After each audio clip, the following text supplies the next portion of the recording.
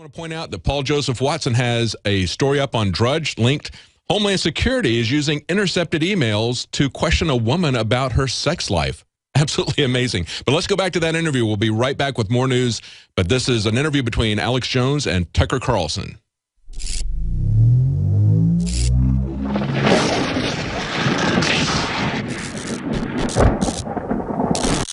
Let me ask you this question, looking out into the future. What do you see happening as the huge awakening takes place? And even the Financial Times of London says the whole world is going libertarian, getting past the political labels, just saying we want freedom, we want more individual liberty across the board, versus the authoritarian consolidation where it doesn't matter that we're awake to them, they're still in power. How do those two forces collide? Well, I wish that were true. I mean, I've always been on the libertarian side. I have libertarian instincts.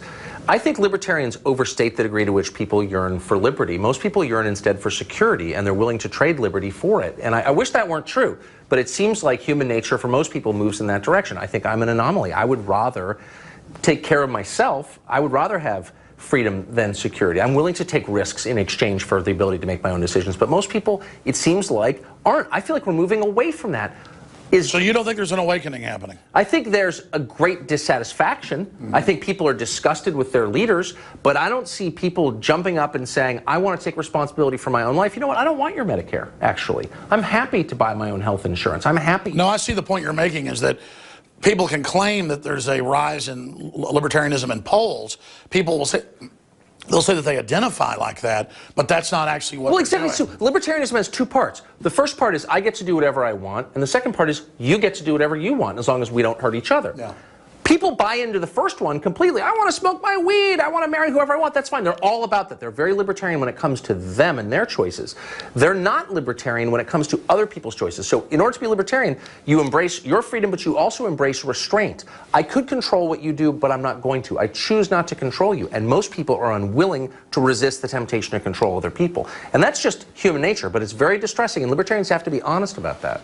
So where do you see it going then? The future of the media, government? Look internationally. I am amazed by the number of countries, and look, the bottom line is I don't know, I'm just a journalist, I'm not any kind of prophet, but internationally I'm very struck by the move from democracy and freedom toward reverting back to authoritarian systems. Look at Venezuela, for example, which was sort of a, emerging kind of free market world. Now we're back to Chavez, and he's gone, but Chavezism. Look at Nicaragua. It was communist. They had a brief experiment with liberal democracy under Violeta Chamorro. Daniel Ortega, the head of the Sandinista Party, is president again. You're seeing this same pattern replayed. Let me ask you one quick question. 15 years ago, 12 years ago, when Bush said, we're going to bring democracy to the world needs democracy. How many people believe that still? How many people would like to see democracy in Saudi Arabia or Jordan? Nobody would.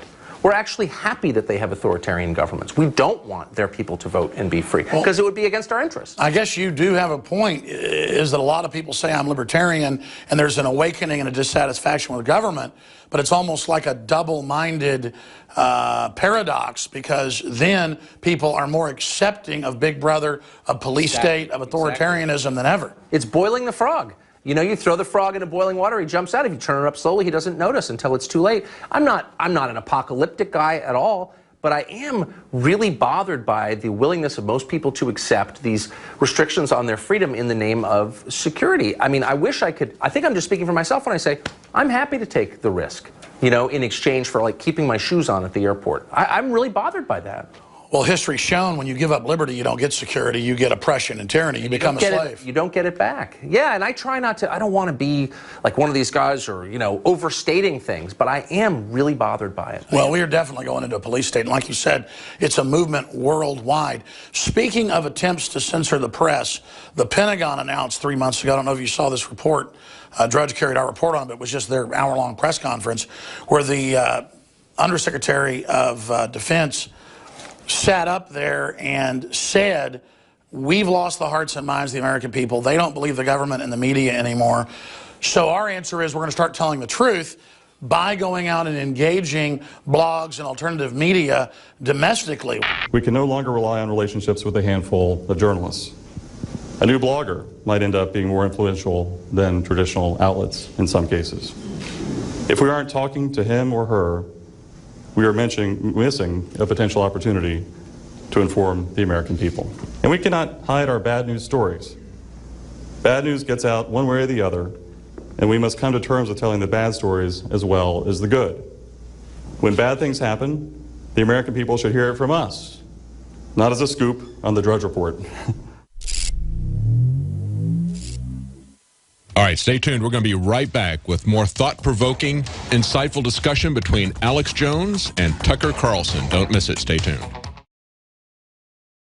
Many anthropologists and archaeologists believe that before man even discovered the power to harness and use fire, we were involved in agrarian activities.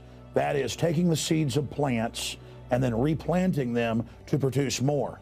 The very foundation of our modern civilization and human culture is centered around the planting and cultivation of edible plants. Here are some of the amazing deals at InfoWars Seed Center at InfoWarsShop.com. The Survival Seed Vault by My Patriot Supply features only the finest survival heirloom seeds for a robust and hardy garden, even in the toughest times. We also have starter varieties of the deluxe seed packages for fruit, salad, salsa, peppers, medical herbs, and more.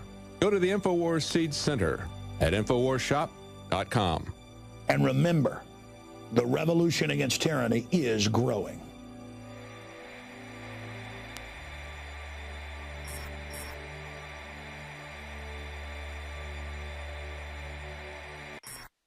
Many anthropologists. How about the biggest trade-off between liberty and security? 9/11. Here it comes.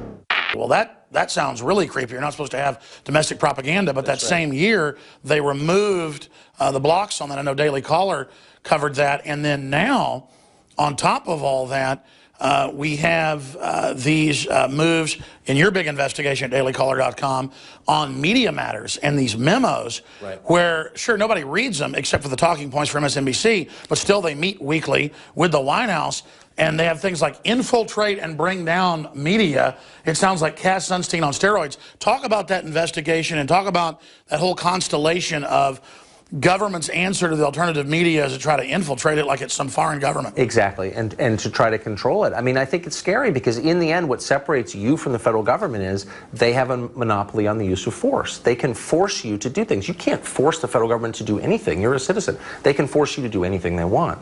And so it's an asymmetrical contest here. They have all the power, which is why you don't want them interfering in the media. When I was a kid, my dad ran something called the Voice of America in Washington, which was our big radio station to the rest of the world, mostly to the Soviet Union. And in their charter, like the first sentence was, you cannot broadcast this to the United States because it's a government news organization, and there's something immoral about imposing it on our own people, because that would be propaganda. And whatever you think of Voice of America, they kept to that. Like, they broadcast outward. This was for everyone else, but not for us. It's the same with NSA. I remember when I was a kid in Washington, people would always say the NSA is, watching everything, but they're not watching us because they can't. It's against their charter. The second that changed, there were major consequences. And I've talked to people like Wayne Madsen and others who were mid-level there. He said, no, we, until even the mid-90s, did not watch people domestically. Exactly. Because the Congress wouldn't let them do that because they knew they'd end up being watched, then they could be blackmailed. Exactly. I remember when the Patriot Act passed, people saying, this is really scary, and I have to say, I'm always happy to admit my many shortcomings. I remember thinking, it seems a little hysterical. Like, really, is there anything super scary in there? A lot of it was probably necessary, but allowing the NSA and CIA and intelligence agencies that have been traditionally focused by law outward to focus inward, I think that was a very unwise decision. Oh, it's going to be used politically, just like the IRS being used on the Tea Party and pro-life groups, and then they don't even get in trouble because it's the fox watching the hen house with Eric Holder. If Obama doesn't get in some type of censure or trouble, it sets the precedent. I just can't imagine what it's going to be like 10 years. Well, what was so striking was when that came out, I think of myself as a completely mainstream person. When that came out, my instinct was outrage. I can't believe that the NSA has the ability to read all of my emails, capture all my Google searches, listen to my phone calls if it chooses, my texts. The first thing, I'll never forget this, was the Republican leadership, not all the Republicans in Congress, but the leadership, Boehner, Cantor, Mike Rogers, head of the Intel Committee, they instantly went to the president's aid. And I remember thinking, well, who represents me? You know? So it's a big club, as George Carlin would say, and we ain't in it. No. And they're destroying the rest of the economy and our future at the expense of the general welfare for their club to stay intact when they're not good managers. I mean, I don't like authoritarianism, but when it's bad authoritarianism, it's really bad. Don't you agree with that? I'm agreeing with everything you say. It's kind of freaking me out. I don't know. I can't believe I'm like on the set with Alex. We're going to get to some things you don't agree with in a minute, but let me ask you this. Yes, I do agree with you very much. CPAC coming up. This is the big battle. Every libertarian Republican I talk to, which is the vast majority, at least here in Texas, but I travel the country, they're sick of the Republican blue bloods not going after Obama on Fast and Furious and Salandra and Benghazi and everything else, the guns. They know Obama could be destroyed on Obamacare. Why isn't there a repeal? What's going to happen in the Republican Party if they continue to join with the Democrats to try to wall off and demonize the Tea Party when the Tea Party really is the Americana revolution, in my view, that could save this country?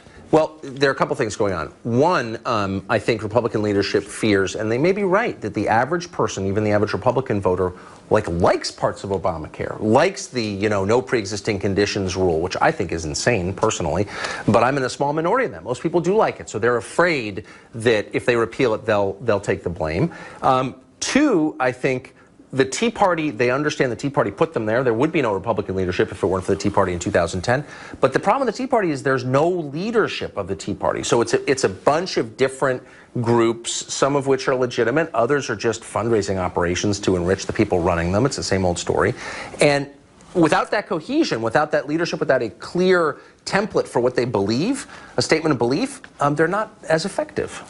I think it's the fact that it's not controlled, but its basic ideas are Bill of Rights, Constitution. Right. That's what scares the establishment, because it's like the establishment is a bacterial infection and the Tea Party is the antibiotic. It's not perfect, right, and it's got side effects, but it's going to have an effect. Well, it's had a huge effect in that. I mean, the one thing the Tea Party's been really good, effective at politically is beating people in primaries.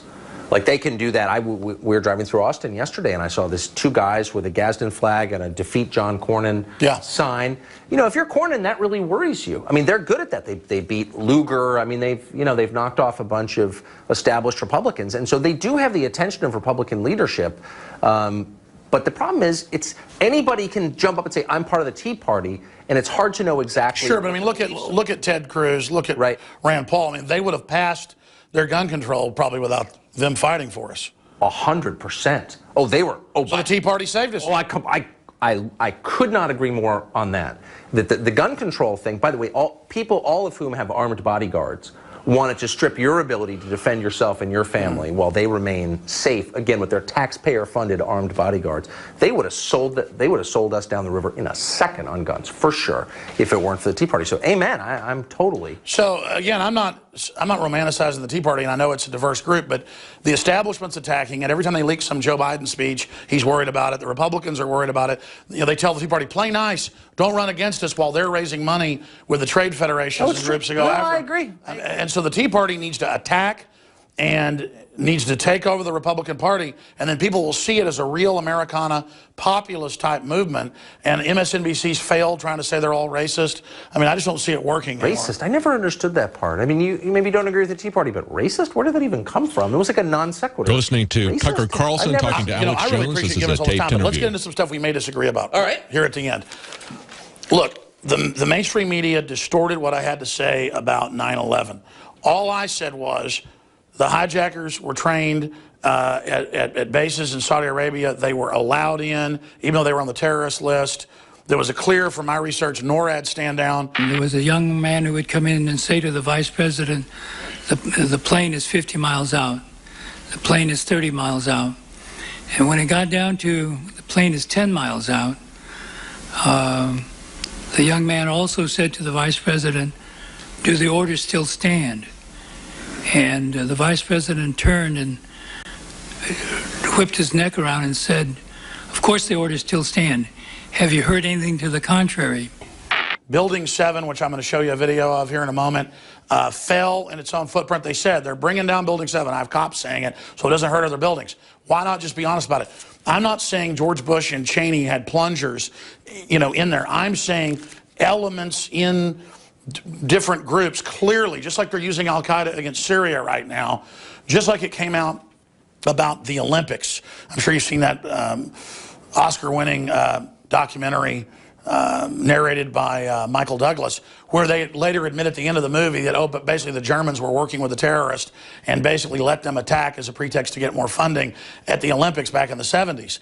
All I'm saying is if Gulf of Tonkin was staged, if Cy Hirsch says that the bin Laden raid is 100% fake and there's huge evidence, and I've talked to Navy SEALs families who said that their sons said it was not real, they were going to kill some body double of bin Laden. I mean, when a government's been caught lying this much, I'm not saying I know all the answers, and I know it's abhorrent and sounds horrible. I don't want to believe it either, but all I'm saying is we need to investigate all of these events and not just buy what government says at face value. Well, I guess the last sentence, clause, don't buy what government says at face value, of course. I mean, absolutely, and I think we have a right to know much more than we do know about everything that government does. By the way, I'd also say I'm deeply skeptical of what large organizations do, not just government. I think bureaucracy creates corruption and deception by its nature, and I'm very skeptical of the claims made by any big organization, I just don't think that, A, you're taking into account the profound incompetence of bureaucracies. Like a lot of things we think are part of a conspiracy are just like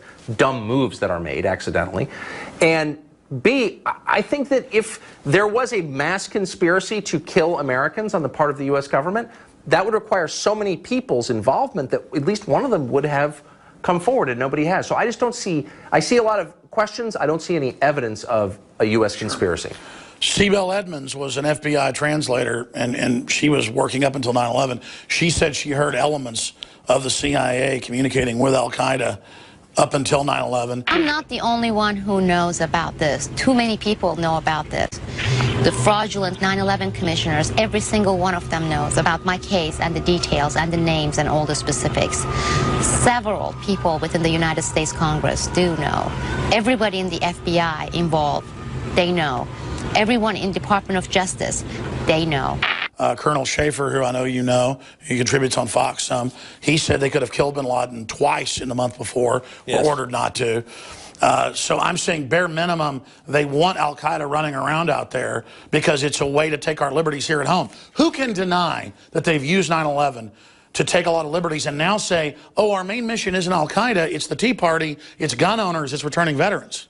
I don't think there's any question that crises are used by those in power always and everywhere from the beginning of time till present to increase their power, for sure. Either intentionally or unwittingly. I think a lot of these people have, you know, clean intentions, but that's just the nature of power. It concentrates more power to itself, of course. I just don't believe that anybody at high levels of the U.S. government in 2001 allowed 9/11 on purpose. I don't think there's any evidence for that, and I think it scares the shit out of people when you say that, and I think they have a lot of things to be scared about already, and I think that's a waste of time to go down that path. If you're looking for conspiracies, look at immigration, where the Democratic Party and the Republican Party are conspiring to bring in low-wage workers to depress American wages. That's on record. Exactly. That's a conspiracy. It's a real one, and it's out in the open. Sure. All I know is that the dean of the Defense Language School, Colonel Butler, went public to AP and said, 3 of these guys were in my classes. The guys that are on the news were in my classes. Something's going on. James Woods on the plane 2 weeks before. They're acting like they're hijacking, and he tells the FBI nothing's done. I was on a flight. Without going into the details of what made me suspicious of these 4 men, although it would have been blatantly obvious to the most casual observer, I took it upon myself to go to the flight attendant and ask to speak to the pilot of the plane. Since then, I have identified for sure 2 of them as 2 of the terrorists, who actually were not on Flight 11, but one was on Flight 175 and one was on Flight 77. And I've been told unofficially, not by the FBI, but by someone else in actually a higher level of government, believe it or not, just through a coincidence, through a mutual friend, that all 4 of them were terrorists involved. Something was going on. And I know they had Israeli and Saudi intelligence and British intelligence following them and German intelligence. Right. And that all came out. The point is, this was clearly some giant multi-nation spy war game. Who knows exactly what it was? I'm just saying the stonewalling of there's nothing going on here, don't look at it. Take 6 of the 10 9/11 commissioners say that we were lied to and didn't get the official story, but then it's national security. All I'm saying is it should be looked at a lot deeper because it was the Hart-Rubin Commission, Gary Hart, that said, we're going to use this disaster for a new world order.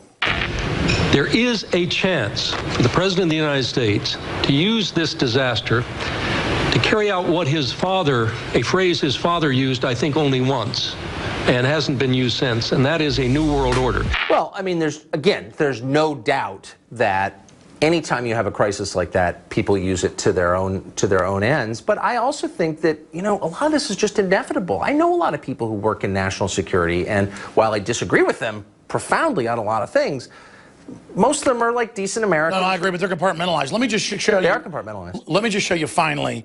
Have you seen Building 7 collapse, the Solomon Brothers building? No.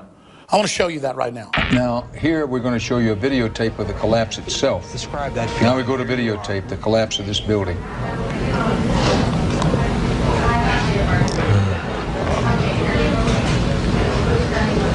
It's amazing. Amazing, incredible, pick your word. For the third time today, it's reminiscent of those pictures we've all seen too much on television before, when a building was deliberately destroyed by well-placed dynamite to knock it down.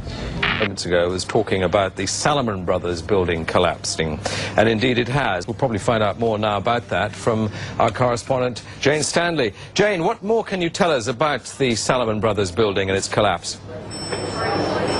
Well, only really what you already know. Details. Was this after the collapse of the other two? Yes, she's saying it's fallen, Building 7. Familiar New York skyline, a symbol on by the mayor, Rudy Giuliani, much earlier today because of, course, the dreadful collapse of the Twin Towers of the World Trade Center. But New York, very much a city still in chaos. The phones are not working properly. They announced Building 7 fell 25 minutes before it did, and then lied and said this wasn't real, and then later admitted it. And then we have the up-close footage of CNN. Police saying, get back, they're going to bring it down. Keep your eye on that building as we coming down. Watch it blow up. Move it back. Back here. All right, guys? We are looking back. There's a building about to blow up. It was almost as if it were a planned implosion.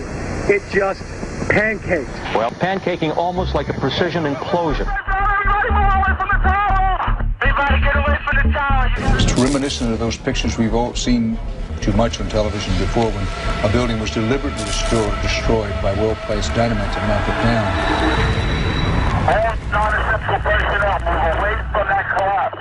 We started walking down the stairs. We made it to the 8th floor. Big explosion. Blew us back into the 8th floor. I'm just confused about one thing, and one thing only. Why World Trade Center 7 went down in the first place. I'm very confused about that. I know what I heard. I heard explosions. The explanation I got was it was the fuel oil tank. I'm an old boiler guy. If it was a fuel oil tank, it would have been one side of the building. I remember getting a call from the fire department commander telling me that they were not sure they were going to be able to contain the fire. And I said, you know, we've had such a terrible loss of life. Maybe the smartest thing to do is pull it. And they made that decision to pull, and then we watched the building collapse.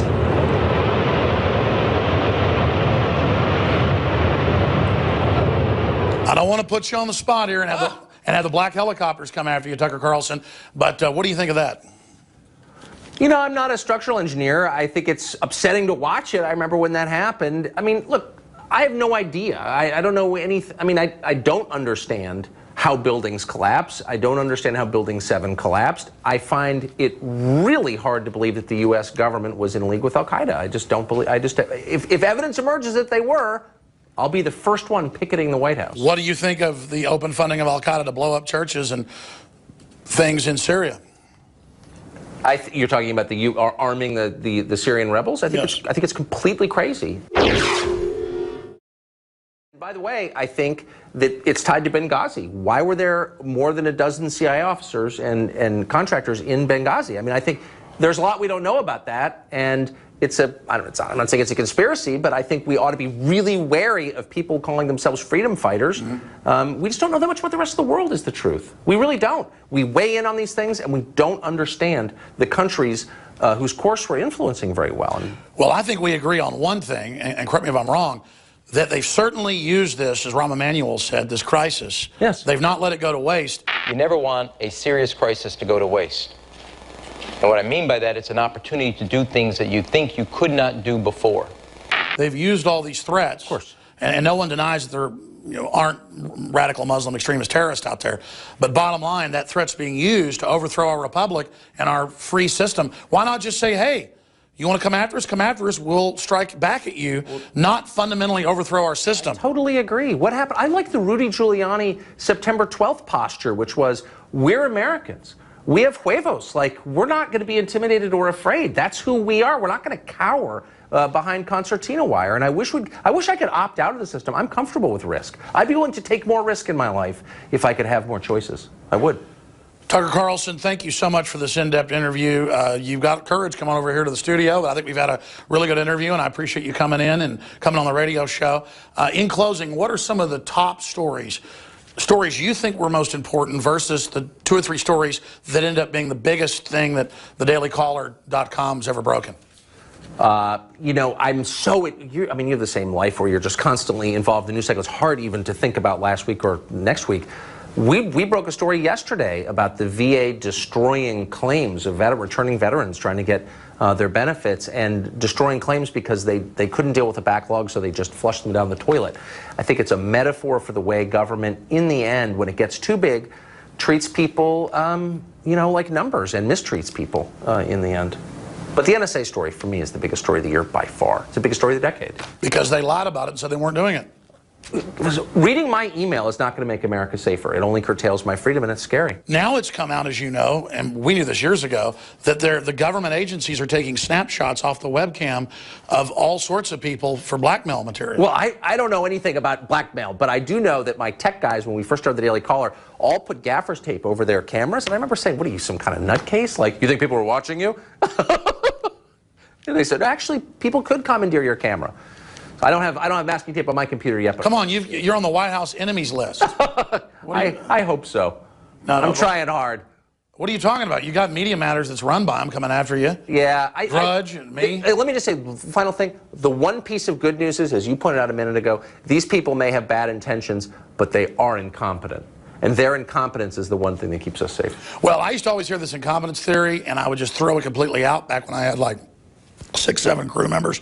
Now that I have like 40. Yeah, exactly. Now I know how the world works and all these kids. It's like, my God, it's hard to organize stuff even when you know what you're doing. So I hear what you're saying. Tucker Carlson, dailycaller.com. Thanks for coming in. Thanks, Alex. I appreciate that. That was fun. Thanks a lot. All right, folks, that's it for this special edition of InfoWars Nightly News. A big in-depth talk with the man formerly known as Mr. Bowtie. Now he wears, a Patagonia shirt? Or something like that. Something like that. All right, we'll see you back here tomorrow night, 7 o'clock Central. And remember, if you're watching this transmission, you are the resistance. You are watching the best of the Alex Jones Show, weekdays from 11 a.m. to 2 p.m. Central. Watch live at Infowars.com/show or become a member of InfoWarsNews.com and help us take resistance to the next level.